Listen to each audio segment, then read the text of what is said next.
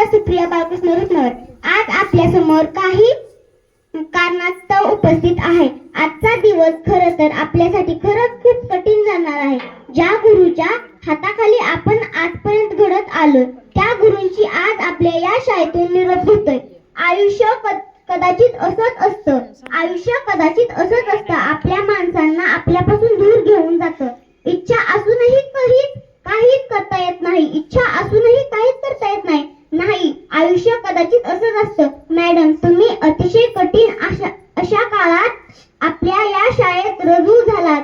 कोरोनाचा काळ ज्या काळात आज असेल पण उद्या असेल की नाही ठाऊक नव्हतं. अशा काळात सर्व पालकांच्या संमतीने तुम्ही आम्हा मातीच्या गोळ्यांना हातात घेऊन एका कुंभाराप्रमाणे आकार देण्यास सुरुवात केली आणि आज तोच कुंभार जणू कित्येक मडक्यांना घडवून कित्येकांना घडवत आणि कित्येकांना घडवण्यासाठी चाललाय. मॅडम, तुम्ही आमच्यापासून शरीराने दूर चालला म्हणून काय झालं, पण तरीही तुम्ही आमच्या मनात, आमच्या आचरणात, आमच्या प्रत्येक संस्कृतीने नेहमी असाल.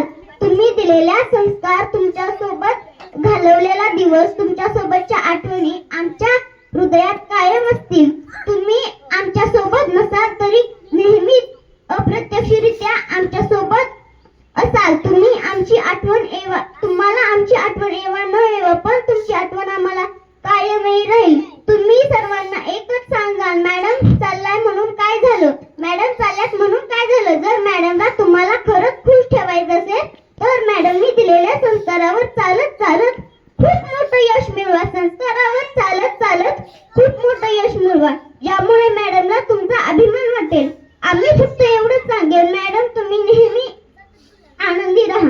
आमच्यासाठी तुमचा आनंद खूप काही आहे. तुम्ही आमच्यासाठी केवळ आमचे शिक्षकच नव्हे तर आमच्या गुरु आहात. आमच्या आई वडिलांप्रमाणेच आम्हा सर्वांवर प्रेम केले. तुमचे किती आभार मानले तरी कमीच आहे. तुमच्या ऋणातून आम्ही कधीच मुक्त होणार नाही. तरीही तुम्हाला